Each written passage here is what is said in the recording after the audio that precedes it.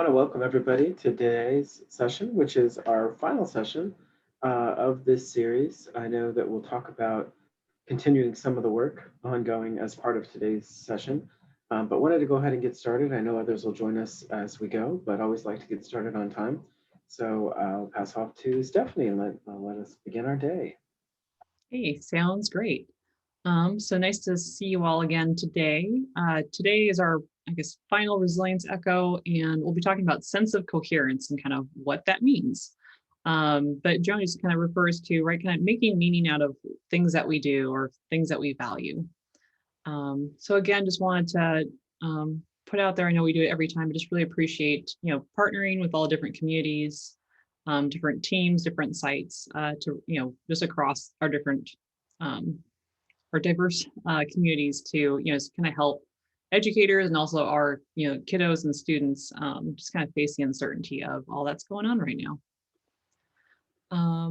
Also, I know this quote comes up every time, but I think it's still something important to, kind of reflect on or just keep in mind somewhere is that just the idea that, right, whether it be making meaning out of things, whether it be more like, what we value in life, that just thinking that, that ability to bounce back from stuff, it's really more of a marathon. It's not a short-term answer or a solution to things.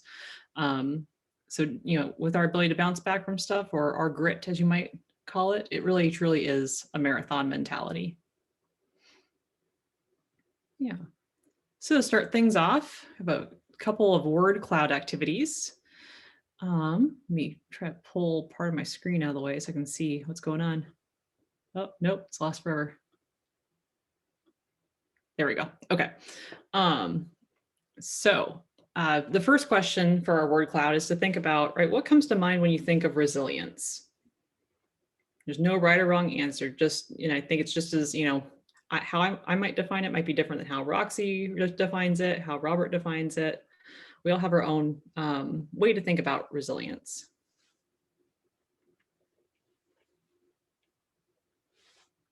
Sorry, everyone. I'm trying to make that so you can click on it, but it doesn't want to do it. Just 1 second.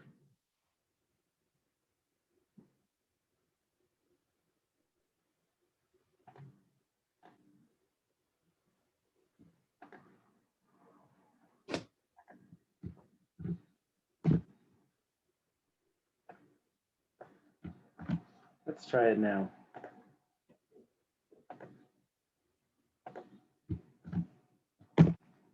Nope. I don't know what's wrong with it today. It doesn't recognize it as a link. Oh. Christy, I don't know if you can try and if people will copy that and you put it into your internet search browser, it will allow you to go and enter your information there.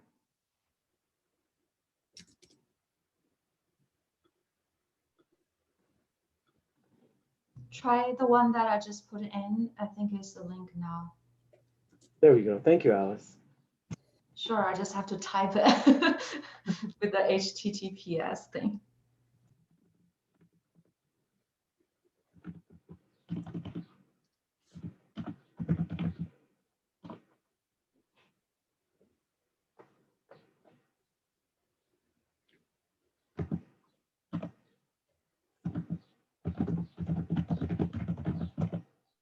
All right. I like it.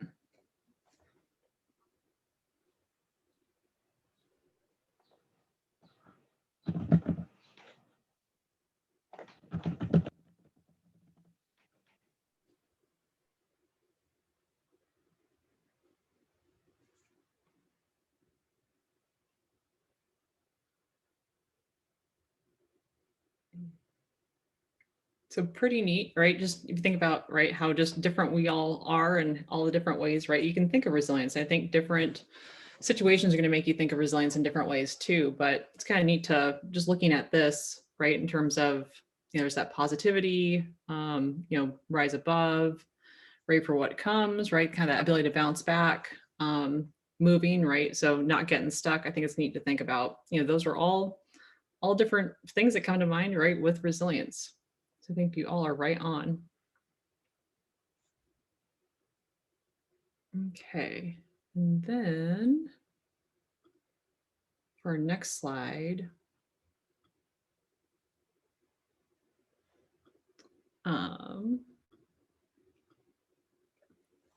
So to name one thing that you're grateful for today.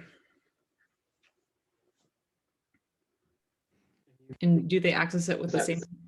Yes, it'll be the exact same, the one that Alice Jane just put in.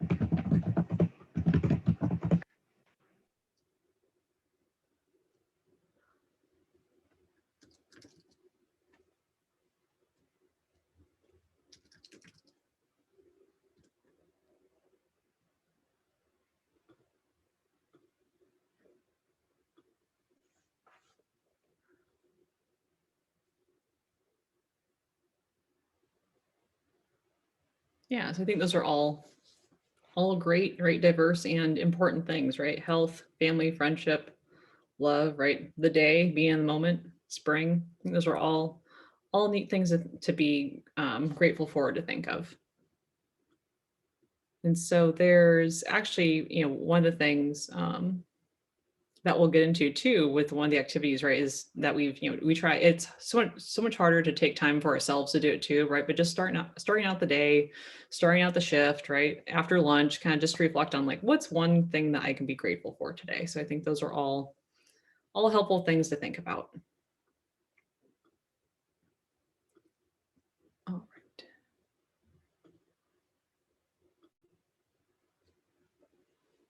All right, so those are our word cloud activities.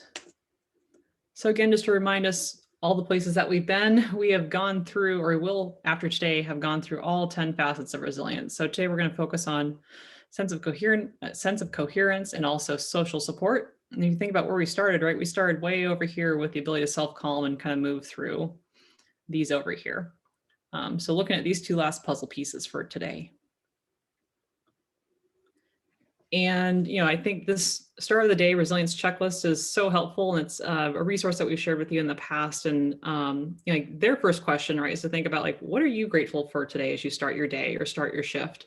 And so that's definitely kind of one of the things I wanted to hone in on, just even though it might not be as involved as a body scan, right, or to take a mindfulness moment in terms of like, setting time aside to do something like that, but just to have that moment where you can focus on like, well, what is one thing that I'm grateful for today, and be able to kind of use that as your mantra, maybe as a value, kind of your compass directions for the day.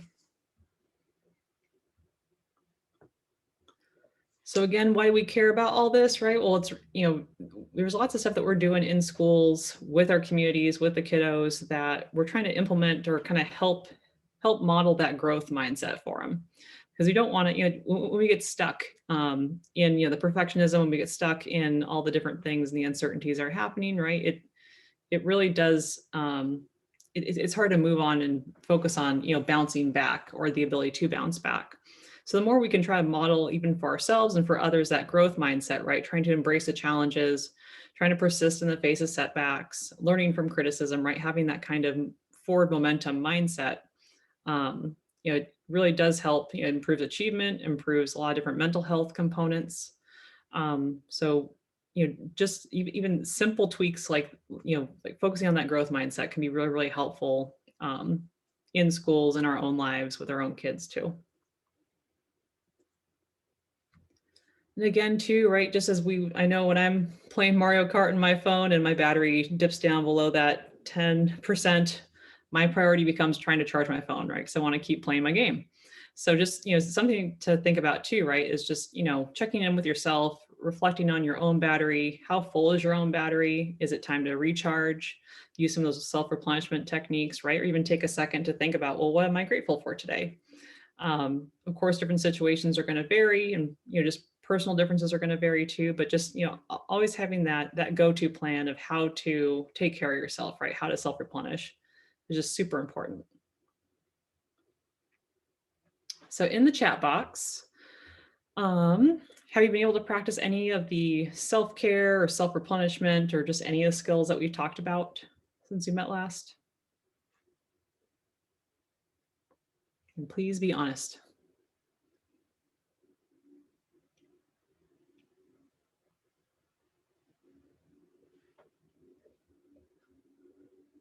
Okay, so it looks like we got some more than once. We're trying them one time.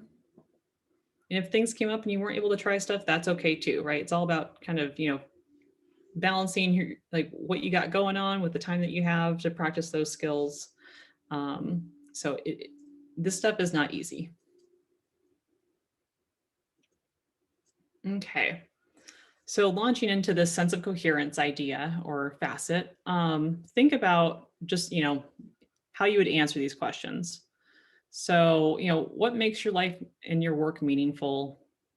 Where and how can you get help? What are some routines, rituals, or values that help ground you and put things in perspective? And so it could be, big values, it could be small values, right? Just depending on what the topic is. So just, thinking about, right, what do you find meaningful? How do you make your work meaningful, right? What values might direct your work? And then, we all have different routines, rituals, things that we do that can really help us put things in perspective, especially when we get even, just stressed out in general. So people who are said to have a strong sense of coherence believe that life is meaningful. So we might think that life is a gift and how you respond to life matters. We believe that life is manageable, so that there are resources you can access to help you meet the demands of life, and comprehensible. So even though life feels crazy and chaotic, you can seek consistent experiences and ways to make your world feel more orderly and understandable. So you think about, right, this sense of coherence term, it means that there's, right, I believe that life is meaningful. So, right, how I interact with others, right, how I manage my time, how I manage my resources, and how I kind of make sense of things, right? There's some larger values that kind of tie or draw those things together for me. And so a lot of times, right, we just kind of get down the details and focus on the super small, kind of itemized things, right? And not think about kind of, well, like, what is the bigger goal, right? Is it, maybe family is my value. Maybe it's, being genuine is my value. You could have tons of different values that kind of supersede things and kind of tie things together. But sometimes when we get, really bogged down in the details, stressed out about all the different things going on, being able to take that step back and make things comprehensible, or being able to, kind of figure out, like, well, what umbrella value does this all fall into, can help us also just kind of reorient and even, build on that facet of hardiness. So there's lots of different, I feel like sense of coherence is not as, what I'd say, like simple as like self-care, right? Or self-replenishment, because you're like, okay, I can just do these things to directly impact my ability to kind of recharge my battery. With sense of coherence, though, we're talking about larger values that then kind of draw in these other facets as well.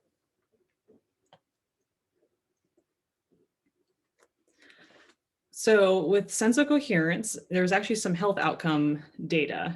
So when you measure someone's sense of coherence, right? So in terms of having higher levels of, like values, the idea that life is meaningful and it's manageable, right? Things are kind of within my control, that individuals who score higher in sense of coherence actually were less likely to be smokers, less likely to be physically inactive, and actually consume more fruits and veggies compared to individuals who rate themselves as lower sense of coherence.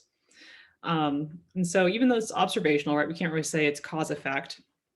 It's interesting to think about, right, sense of coherence. With sense of coherence, or you have like these values that kind of are driving, what makes things meaningful, or what values am I going after.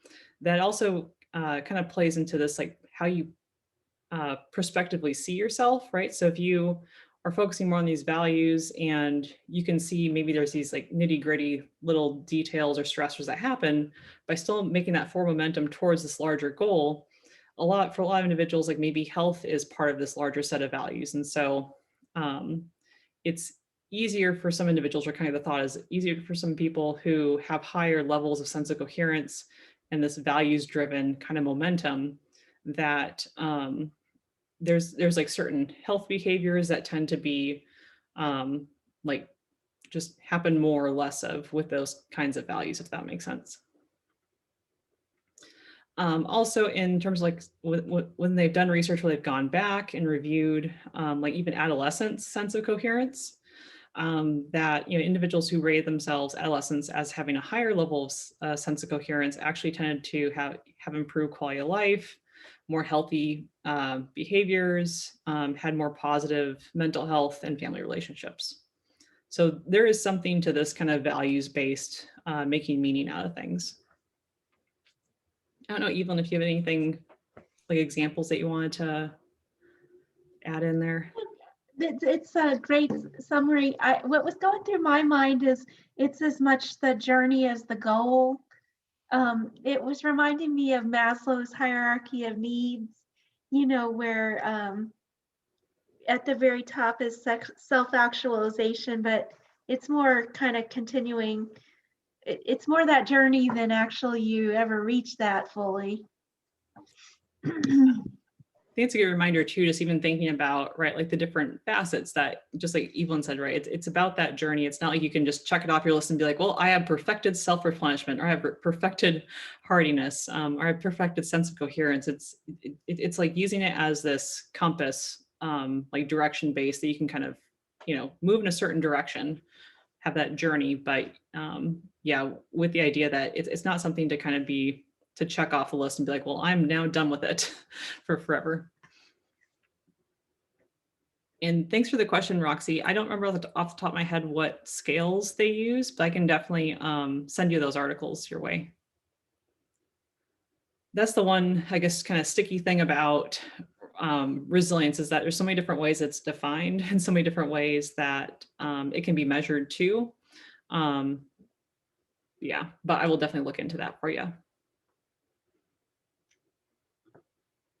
Okay. So in terms of sense of coherence, right? So having that journey or kind of values-based kind of momentum, some helpful mantras that can kind of help us get unstuck, right? If we're in, getting stuck in the meaning, making meaning out of it, trying to figure out if it's manageable or not, and whether or not I can kind of make sense of what's going on, that comprehensible component, that there's different mantras that we can tell ourselves, or kind of that positive self-talk, or more of an affirmation to help us not get stuck. So in terms of like meaningful, so to tell yourself, right, even when I don't have the answers, I make an impact on the world just by living bravely and compassionately in face of my challenges. So it's okay, right, to make meaning out of something. You don't necessarily have to know all the whys or the hows, or just to have all the answers, right? It's more about, kind of how do you make sense or make meaning, kind of just given what you have, right? Given your resources. In terms of manageability, right, just telling yourself that it's okay to not be okay. No one can keep it together all the time. The important thing, right, is that you seek help when you need help. We are humans, we're social creatures. There's no reason that we have to, it can feel like we have to do things by ourselves, right? But, I think in part of that manageability, or just being human, right, to be able to ask for help when you need help is just so important. So especially just thinking about in the classrooms too, just trying to impart that, that it's okay to ask for help even in classrooms, which I know you all do, but just, in terms of how that kind of links back into all this. Again, too, right, a good life is about being kind, engaged, and okay with my best, even when things don't work out as planned. So this kind of ties in again, that growth mindset, right? In terms of like, it's doesn't, it doesn't create any kind of positive momentum for us to get stuck in all the coulda, woulda, shouldas, or all the perfectionistic thoughts of, it's not good enough. But, just kind of, right, making sense of like, I did my best, and even though things didn't work out as planned, right, there's always other ways to revise it, right? There's other ways to kind of hit the reset button. And then the other component in terms of like this sense of coherence, right, is that there's the assumption is that there's some kind of belief in that your efforts are going to make a difference. So that's kind of like the overarching belief, right, is that somehow, no matter what the task is, that that on some level you are believing that these efforts, right, are going to go towards something. And so I remember hearing this starfish story when I was in kindergarten. So hopefully you all like this too. But so the starfish story is, I think, this is just an excerpt of it, but just to, to think about, right, like how just one person's actions can make a difference, even though it might seem, right, that there's a ton of, right, suffering out there, or there's a ton of things that you don't necessarily have direct control over in the world, but to be able to, be able to make a difference, even for a single starfish in this case, for that starfish, it does make a world of a difference. So there's a story about two people walking down miles of ocean beach, which there's thousands of starfish that have been washed up by the tide and were now dying in the sun. So one person reached down every few steps to toss a starfish back into the water. After a while, the other person said, "There are so many, what you're doing doesn't make any difference." And the first person replied, "It makes a world of difference to the ones that I pick up." So you can think about, right, just within our communities, with the kiddos and the families that we work with, that there are tons of things that are outside our control, and we can never potentially like fix, right, all those different situations. But thinking just like with this, this brief starfish story that, yes, there's thousands of starfish on the beach, but there's, for the ones that you can help, right, it does make a world of the difference.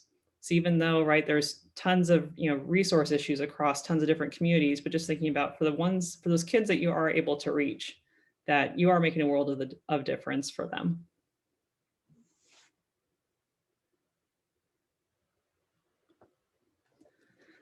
Something to think about that kind of falls into the sense of coherence is compassion and empathy. And so in terms of, trying to live with a stronger sense of coherence, right? Or in terms of making meaning out of things, and also balancing that social support component, because social support, or just, support that we get from others, it does kind of tie into this too, is the importance just to be able to recognize the difference between compassion and empathy. So in terms of like, right, compassion, it definitely helps provide us with a strong sense of purpose and impact on others. It makes us feel good about helping others and all those things too. And so with compassion, right, if you think about the two individuals, one's in the hole, one's not in the hole, right? Being compassionate towards another person, right, it's almost like the most effective way that we can help other people.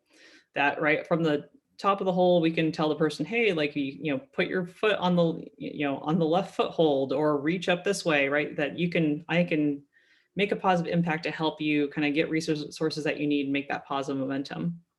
Empathy can get us into trouble sometimes, where we want to help that person so badly with whatever the resource need is or whatever else is going on, that we forget that there's a hole, and so we'll just jump in. And then if we're both in the same hole, for example, right, I don't have that bird's eye view, and I can't help you navigate your way out, so to say. So just something to keep in mind, right, is that we can be compassionate and I mean, there's not a right or wrong, but just in terms of things that'll zap your energy faster.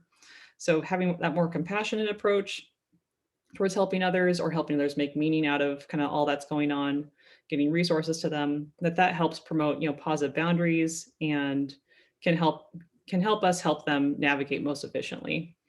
When we kind of go down the path of empathy, we both can get stuck in the same kind of stuck point, if that makes sense.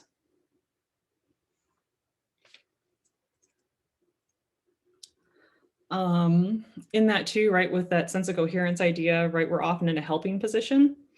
And so if we kind of go more the empathetic route, right, it's easy to start feeling overwhelmed by being in the hole with the other person, right? Or just that situation, or all the stressful energy that's happening. So another kind of strategy, besides just kind of knowing the difference between compassion versus empathy, is also trying to kind of launch this bubble, the bubble method. So thinking about, right, if a person is struggling, there's tons of difficulty coming up, and you want to help, to try to, imagine there's this strong bubble that can, block any attitudes, emotion, stress, basically, right? It's stress resistant.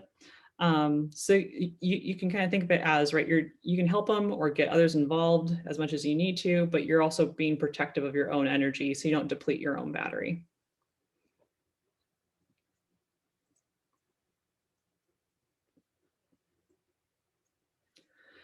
With this one too, it's another way to kind of, refocus and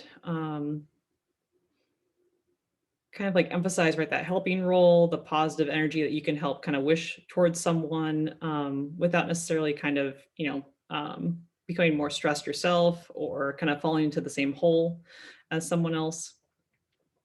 And so at times, right, like, we can feel stuck ourselves, right? We've done everything within our control to help someone, but maybe that person is still, kind of stuck, struggling with whatever. And you still have that, like that pull or that draw to want to do more. That this loving kindness mantra or meditation can be helpful in terms of kind of just, realizing where the realm of your control ends. But you can still do positive things in terms of, wishing the best for the other people involved. So you could do this during, if you're doing a body scan, you can add this just as part of your, kind of like your startup to your day. Right, but kind of, in a seated or laying down position, more, relaxed position, repeating the following phrases, using I statements, then switching to you statements and switching to we statements. So one would first go through and say, like, may I be free from fear. May I be free from suffering. May I be well. May I live life in peace. And then you'd switch through all the different phrases, right? So you'd end up, at the end saying, may we be free from fear. May we be free from suffering. May we be well. May we live life in peace. And kind of cool things you can, repeat as many times as you want. But it's kind of a nice way to ground yourself and still feel like you're being able to do something productive, even though maybe, in that moment you can't. You kind of hit the limit of what you are actually able to do in that situation.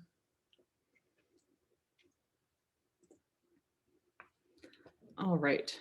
So our sense of coherence is actually strengthened when we, think about our core values or kind of what motivates us to keep going.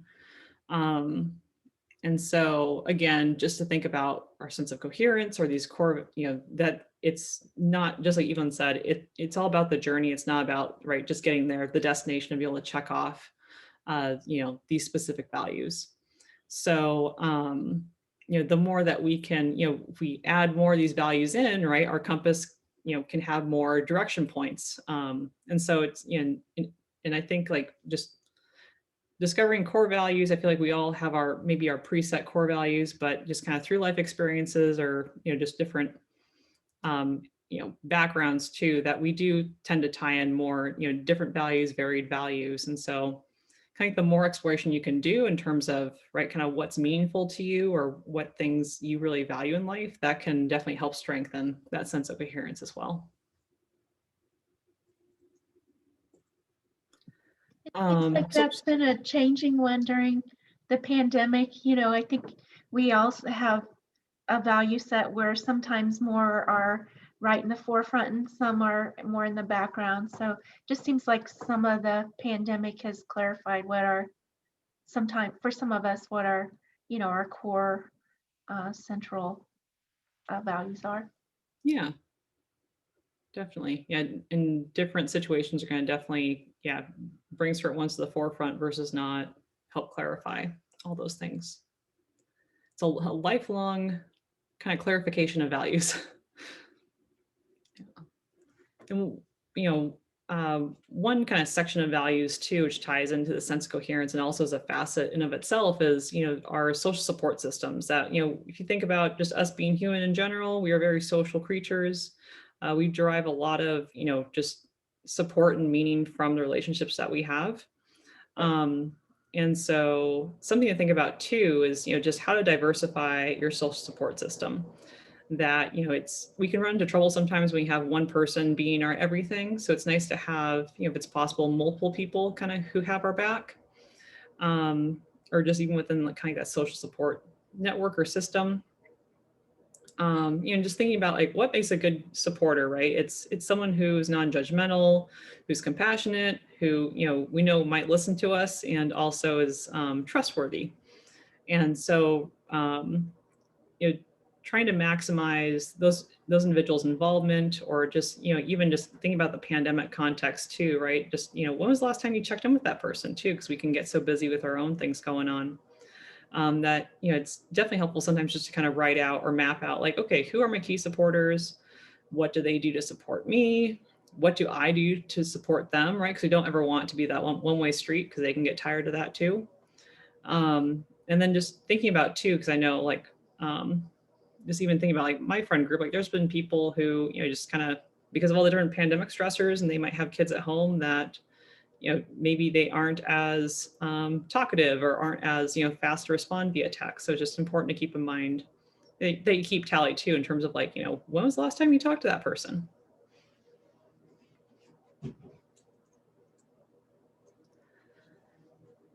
So key takeaways from Sense of Coherence and just social support that, definitely helps drive that sense of coherence and tied into our values, is that, there's this understanding that your life is meaningful, and how you respond to challenges of life, matters, right? That you have different values, and kind of that journey of response and moving towards challenges is part of the experience. That, you have the potential to make an impact on the world just by being grounded in your values. And having that, like taking on more of that growth mindset, right? So choosing to live bravely and compassionately, despite challenges that are coming up. So always working towards that kind of positive momentum. Do your part to uplift others, right? And social support others. And even like just a small text, right, can make a big difference. Or just like that small positive affirmation, that small validating word can really make a world of difference to people. It doesn't have to be big, grandiose things. Trust or believe in yourself, right? That your efforts, no matter how small they might be, can make an impact. And when possible, trying to act from a place of compassion, and therefore strength, resources, and healthy boundaries, rather than kind of falling into the same hole with someone else. That being that observer on the outside, we can offer a lot more support than we can from being in the same position. And the cool thing about Sense of Coherence is that, by working on self-replenishment, by working on hardiness, that these are all, self-calming social support, that you can also work on Sense of Coherence, right? Because those are all smaller things that might contribute to larger values. And Sense of Coherence is talking about kind of those overarching values, or more values clarification. So it's neat that just if you think about that, the 10 facets of resilience, that colorful wheel, right? That when you're working on one, you're not neglecting others. It's all positive movement across the board.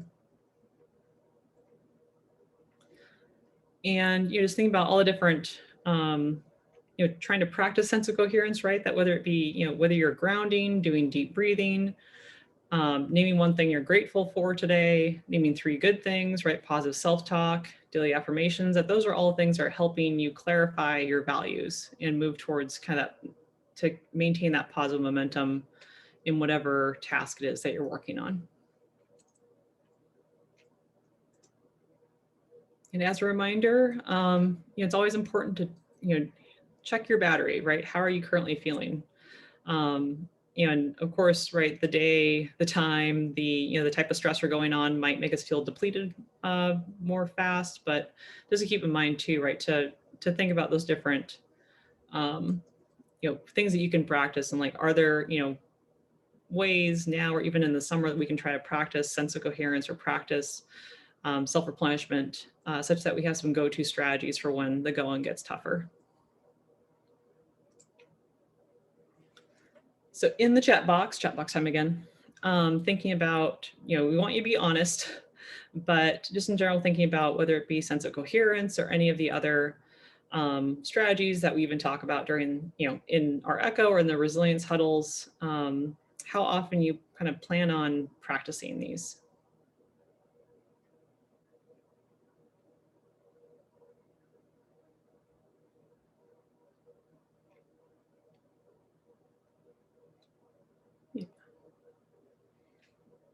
It sounds like people are willing to try things. Yay. And Roxy, you asked a good question. So when situations create negative emotions or strong negative emotions, how long should one stay in those emotions? I think it's a good question. It's going to vary from person to person. we don't ever want to avoid the negative emotions, because, negative emotions are part of that emotional spectrum, right? They're our alarm system going off saying that something's not quite right, maybe, or alerting us to something.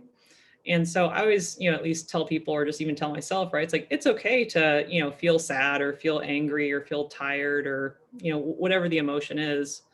And just, not to be judgmental about it, just experience it.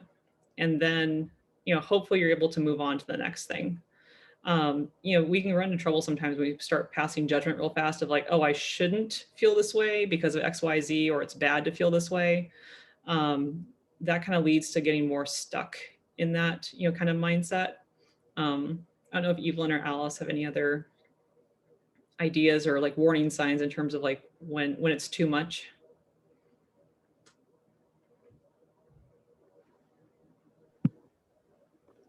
I like what you said about, acknowledging the feelings there, and then, just like you said, something needs to change in the environment. There's something going on. So, seeing it as activation more than something bad. Yeah. I think giving ourselves, everybody, a little grace with that, though, is good.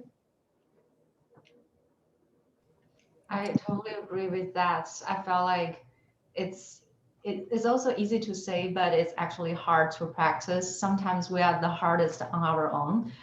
So, practice being kind to ourselves and giving us permission to have those emotions. And also, I felt like, for me, it has been super helpful when I talk to people like Evelyn, just like, getting that affirmation that, yeah, you can feel this way.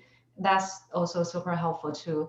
But I guess it's important to find those people who would be able to give you those supports, not be more judgmental because you're already judgmental on yourself. This is a real hard one for, me and all of us, because like we want to model for our young people that we're serving.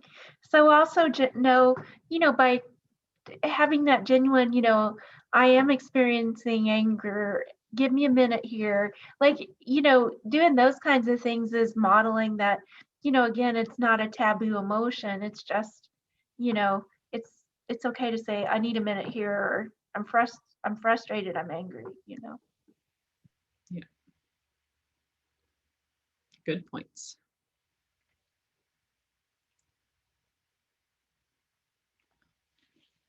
Again, too, we have lots of, there's lots of resources out there. If you all know of certain resources that you found helpful, want to share with the group too, we can definitely make sure that that's something that's shared.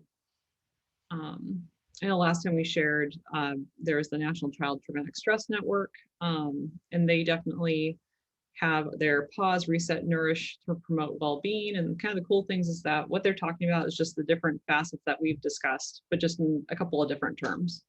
And they have kind of like that little resilience daily checklist where they, you kind of would check in with yourself and, name one thing you're grateful for, right, to kind of start your day off in more of that positive growth mindset. And into over the summer too, thank you for those of you who've been able to join our resilience huddles on Tuesdays when we're not having an echo. I know I've definitely enjoyed hearing from you, and just kind of working on different resilience strategies together and how we can make that meaningful or adapt stuff to our own hectic daily lives as well. So we'll keep doing that over the summer too, even though this is our last echo session. We definitely want to we want to try to practice these skills when it's hopefully not at our peak stress time, such that when stress does increase, we kind of have a set, maybe, tips and tricks that we know can definitely get the job done in terms of charging our own batteries. All right. And we'll be sending out a post-echo survey as well. So appreciate anyone who has the time to take that. It really does just help us, kind of make the next iteration better, focus on certain areas that you'd like to see more support in. So it really does help us help you, even though it might take about 10 minutes to fill out.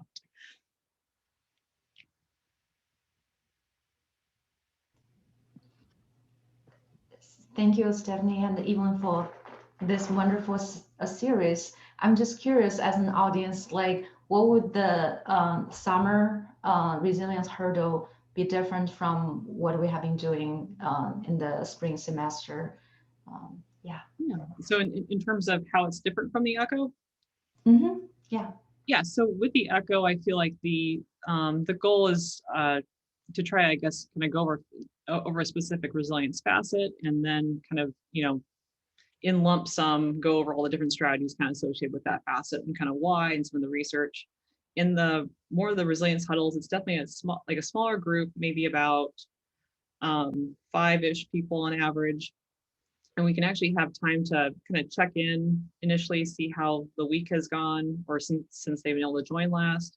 Focus on like a specific kind of experiential resilience strategy. So we've been like doing like body scans, or kind of body scan plus visualization, or body scan plus like the mantras that we went to today. And so it's kind of, so taking time, because one, just acknowledge like you all are taking time for yourself, and so let's add in some self-care. Let's try out a new self-care technique that maybe we haven't tried yet, and then set some goals for the next week such that we can try to get stuff scheduled just like you would a doctor's appointment. So we know you're taking time for yourself, and then be able to check in and hold you accountable the next week.